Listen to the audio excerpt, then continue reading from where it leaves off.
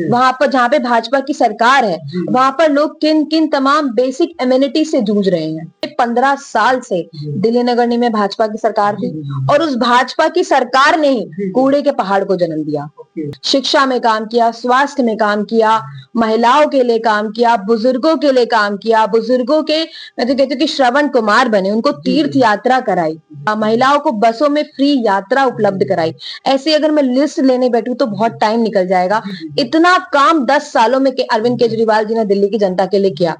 तो लोकतंत्र को तार तार करके, इलेक्शन कमीशन ऑफ इंडिया की गाइडलाइंस को तार तार करके, मॉडल कोड ऑफ कंडक्ट को तार तार करके जो इन्होंने चुनाव में गुंडागर्दी करी है, तो इनसे तो ये सारी चीजों की अपेक्षाएं हैं। नमस्कार दोस्तों, आप देख रहे हो द खबर 9। आज हम मौजूद हैं रोहतास नगर विधानसभा के 223 नंबर वार्ड पर, जो कि नगर पार्षद है यहाँ से शिवानी पांचाल जी। ये आम आदमी पार्टी से हैं। जी, पहले तो आपका स्वागत है। थैंक यू सो मच जी। तो ये बताइए, अभी बीजेपी की गवर्नमेंट आई है दिल्ली में, तो काफी सारे वादे किए थे, काफी सारे वादे कंप्लीट किए गए हैं। देखिए, अभी उनको दिल्ली में सरकार बनाए हुए मात्र 1 महीना ही हुआ है। आज 8 तारीख और 8 फरवरी को ही दिल्ली के परिणाम आए थे। तो आपने बोला कि बहुत सारे वादे पूरे हो गए। तो सबसे पहला वादा जो 2500 रुपए का था, वो तो अभी तक आज 8 तारीख है, आज वो पूरा ही नहीं हुआ। और अगर मैं दूसरे तमाम वादों की बात करूं तो उन्होंने वादा किया था कि हर गर्भवती महिला को 21,000 रुपए की कुछ सम्मान राशि और 6 पोषण किट उपलब्ध कराई जाएंगी। तो आज 1 महीना हो चुका है और ऐसी तमाम उन्होंने अपने मैनिफेस्टो में घोषणाएं की थी कि हम हर होली, दिवाली, अब होली भी आ रही है तो 500 रुपए का गैस सिलेंडर हर महिला को दिया जाएगा। तो होली भी आ रही है, तो वादों की लिस्ट तो इतनी लंबी है, लेकिन उन्हें पूरा करने की नियत मुझे कहीं पर भी 1 महीने में दिखाई नहीं दे रही है। उन्होंने मुख्यमंत्री बाद में तय किया, पहले यमुना की सफाई पर काम किया। अब जैसे कैबिनेट की मीटिंग चल रही है, जैसे कि जहां तक की हमें खबर मिली है 8 तारीख को है ये महिला दिवस के शुभ अवसर पर कैबिनेट की मीटिंग है। उसके बाद उस पर डिसीजन लेना है 2500 रुपए के लिए। वो डिसीजन तो एक पर्टिकुलर टाइम में ही लिया जाएगा, उसकी एक प्रोसेस होती है। जैसे कि देखिए, अगर मैं माँ यमुना जी की सफाई पे बात करूं तो आपने कहा कि सरकार बनी नहीं और मुख्यमंत्री बाद में चयनित हुई और उससे पहले वहां पे काम चालू हो गया। तो मैं आपको बता दूं कि वहां पर पिछले 10 साल से अरविंद केजरीवाल जी के नेतृत्व में 10 साल से काम हो रहा था। और आपने जो बोला कि एलजी ने वहां पे मशीनें लगा के काम करवाया, तो एलजी यहाँ पे कितने साल से, आप बताइए मुझे, कितने साल से यहाँ पे थे? तो उन्हें तभी क्यों याद आया जब भाजपा की सरकार बनी? एलजी तो निष्पक्ष होते हैं, एलजी तो एक गवर्नमेंट बॉडी है, वो तो किसी सरकार के नहीं होते। तो उन्हें अगर काम करना है तो उन्हें सरकार का साथ देकर काम करना था ना। तो जब आम आदमी पार्टी की सरकार थी, जब आम आदमी पार्टी के मुख्यमंत्री थे, तब उन्होंने वो सारी चीजें क्यों नहीं करी? ये वेट कर रहे थे कि जब भाजपा की सरकार बनेगी और भाजपा के मुख्यमंत्री बनेंगे, तब वो भाजपा का एक्चुअल चेहरा जो वो पर्दे के पीछे से वो उसको कर रहे थे, और अभी एक्चुअल चेहरा बन के उन्होंने वहां पे काम करना अब शुरू किया है। ये चीज तो अरविंद केजरीवाल जी एक्सेप्ट करते हैं कि हमारी गवर्नमेंट यमुना की सफाई पर फेल हुई है। कई इंटरव्यूज में कहा है। इस बार भी यही बातें हुई थी, हालांकि इस बार गवर्नमेंट चेंज हो गई, पर उस पर तो बीजेपी ने काम किया है। क्या काम किया? अभी आप रिसेंट में अगर हम यमुना जी जाकर देखें तो अभी भी मैंने रिसेंट में आज ही एक वीडियो देखा था जो हाल ही कुछ दिनों पहले का था, मे बी कल का या परसों का मैंने वीडियो देखा था। अभी भी वैसे ही स्मोक उसमें है। आप कह रहे हैं काम किया है, काम किया है, इतना काम कर दिया है कि वो जितना स्मोक उसमें पहले दिखता था वो उससे आज मुझे डबल दिख रहा था उस वीडियो में। आप भी देख सकते हैं, मैं आपको शेयर करूंगी वो वीडियो। दिल्ली राजधानी में आम आदमी पार्टी की सरकार थी, माननीय अरविंद केजरीवाल जी की सरकार थी। तो आपने देखा होगा कि कैसे हमने एक मोहल्ला क्लिनिक का मॉडल दिया जो पूरे देश में जाना गया। मतलब विश्व से लोग आते थे कि दिल्ली में मोहल्ला क्लिनिक का मॉडल क्या है। तो एक नई पहचान, स्वास्थ्य को नई पहचान किसने दी? आम आदमी पार्टी ने दी। अगर स्वास्थ्य में क्रांति लाई, किसने लाई? वो आम आदमी पार्टी ने लाई। पिछले 10 सालों से जो दिल्ली के सरकारी अस्पताल हैं, आप देखिएगा कि अगर मैं किसी भी बड़े से बड़े अस्पताल में जाऊं तो आज वहां पर अदर स्टेट्स के लोग बहुत ज्यादा में मिलते हैं। अगर अदर स्टेट्स के लोग दिल्ली में आके अपना इलाज करा रहे हैं तो ये बात अपने आप में एक प्रमाण साबित करती है कि दिल्ली की स्वास्थ्य व्यवस्था पूरे भारत देश में सबसे ज्यादा नंबर 1 है। और पूरे 10 साल में अरविंद केजरीवाल जी के नेतृत्व में स्वास्थ्य में इतना काम हुआ है कि भाजपा के 20 राज्यों में नहीं हुआ। तभी वहां के लोग, जब उन्हें वहां पे उचित स्वास्थ्य व्यवस्था नहीं मिल पाती है, तब वहां के लोग हताश होकर दिल्ली में आके अपना इलाज कराते हैं और वापस फिर अपने घर सही होकर जाते हैं। अभी उन्होंने रिपोर्ट पेश करी और उस रिपोर्ट में जो उन्होंने पेश किया वो उसमें खुद ही फंस गए।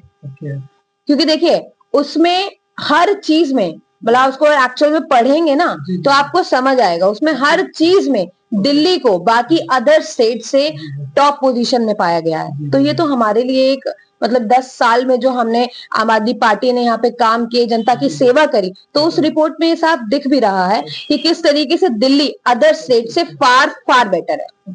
तो फिर ऐसी कौन सी वजह आई कि केजरीवाल जी इस बार जनता का विश्वास नहीं जीत पाए? जब हम चुनाव लड़ते हैं तो दो ही चीज होती है, या तो हारते हैं या जीतते हैं। और जैसा कि आपने कहा 10 साल केजरीवाल जी ने दिल्ली की जनता का बेटा बनके, भाई बनके, मैं तो कहती हूँ कि एकदम निष्पक्ष रूप से सभी के लिए काम किए, हर समाज के लिए काम किए, हर वर्ग के लिए काम किए, शिक्षा में काम किया, स्वास्थ्य में काम किया, महिलाओं के लिए काम किया, बुजुर्गों के लिए काम किया, बुजुर्गों के मैं तो कहती हूँ कि श्रवण कुमार बने, उनको तीर्थ यात्रा कराई, शिक्षा में काम किया, महिलाओं को बसों में फ्री यात्रा उपलब्ध कराई। ऐसे अगर मैं लिस्ट लेने बैठूं तो बहुत टाइम निकल जाएगा।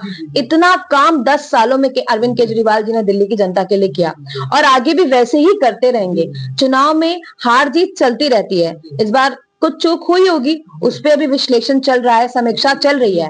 जो गलतियां हुई, जो विश्लेषण हुआ, जो समीक्षा हुई, उसको ध्यान में रखते हुए संगठन को और मजबूत किया जाएगा और मजबूती के साथ दोबारा पुनः दिल्ली में आम आदमी पार्टी की सरकार बनाई जाएगी। क्या ये चीज आप एक्सेप्ट करते हो कि बाकी जगहों पर तो केजरीवाल जी की सरकार ने अच्छा काम किया, शिक्षा पर काम किया, स्वास्थ्य पर काम किया, महिलाओं के ऊपर काफी काम किया, पर जो मेन वजह देखने को मिल रही है सफाई के कूड़े के ढेर कम नहीं हुए। ये एक बड़ी समस्या है। ये राजधानी है, दिल्ली है, भारत की कैपिटल है, देश विदेश से लोग आते हैं, उनको आप ये मॉडल तो मिलता है देखने के लिए। देखिए आपने सफाई की बात करी, तो पिछले 15 साल से, अगर मैं इस 2 साल को एक साइड में रखूं, तो पिछले 15 साल से दिल्ली नगर निगम में भाजपा की सरकार थी और उस भाजपा की सरकार ने ही कूड़े के पहाड़ को जन्म दिया, है ना। और पिछले 2 साल में अगर आप 2022 से पहले और अब का अगर उस कूड़े के पहाड़ के डिस्टेंस का और उसकी हाइट का मेजरमेंट करेंगे तो आपको उसमें बहुत ज्यादा अंतर दिखाई देगा। अभी हाल ही में हमारे मेयर श्री महेश किची जी ने भलसवा लैंड साइड का दौरा किया था और उसमें actual figure 45 metric tonne, I think, मतलब एक्चुअल फिगर आप देख लीजिएगा, तो उसमें था कि इतना डिस्टेंस हमने 2 साल में क्रिएट किया है, जो कि बहुत ज्यादा है और बहुत ज्यादा अच्छा है। तो अभी 2 साल है और अभी सफाई पे बहुत अच्छी तरीके से काम चल रहा है। कूड़े के पहाड़ की हाइट कम हो रही है, तो हम तो कम करने वाले लोग हैं कूड़े को, उन्होंने तो पहाड़ हमें बना के दिया, हम उसे धीरे धीरे करके कम कर देंगे। अभी रेखा गुप्ता जी ने कल ही एक मीडिया एजेंसी से बात करते हुए कहा है कि हम 2027 तक जितने भी कूड़े के ढेर हैं उनको 70 से 80% कम कर देंगे। देखिए जो उन्होंने कहा है वो दिल्ली के मुख्यमंत्री हैं और देखते हैं, अब तो डबल इंजन की सरकार है उनकी, केंद्र में उनकी सरकार है, दिल्ली में उनकी सरकार है ना। और जब वो कूड़े के पहाड़ बना तब भी उन्हीं की सरकार थी, है ना। तो अब देखते हैं कि जब उनकी सरकार थी तो उन्होंने कूड़े के पहाड़ को जन्म दिया था, तो अब दिल्ली में उनकी सरकार है, अब देखते हैं कि कूड़े के पहाड़ और कहाँ बनते हैं या फिर वो कम होते हैं, अभी देखते हैं। कि बीजेपी दिल्ली में ट्रिपल इंजन की सरकार पर फोकस कर रही है, काफी सारे आपके पार्टी के नेता है, मेयर है, पूरे विधायक है जो बीजेपी की तरफ रुख अपना रहे हैं अपना, तो फिर क्या आपको लगता है आने वाले समय ट्रिपल इंजन की भी सरकार बन जाएगी विदाउट चुनाव? देखिए देश में आप देख रहे होंगे कि लोकतंत्र को तार तार करके हर चुनाव में, दिल्ली का चुनाव उठा लीजिए, हरियाणा का चुनाव उठा लीजिए और तमाम जो भी रिसेंट में चुनाव हुए उन सबको उठा के देख लीजिए, मतलब हर जगह आप उठाकर देख लीजिए, तो लोकतंत्र को तार तार करके, इलेक्शन कमीशन ऑफ इंडिया की गाइडलाइंस को तार तार करके, मॉडल कोड ऑफ कंडक्ट को तार तार करके जो इन्होंने चुनाव में गुंडागर्दी करी है, तो इनसे तो ये सारी चीजों की अपेक्षाएं हैं, ये कुछ भी कर सकते हैं।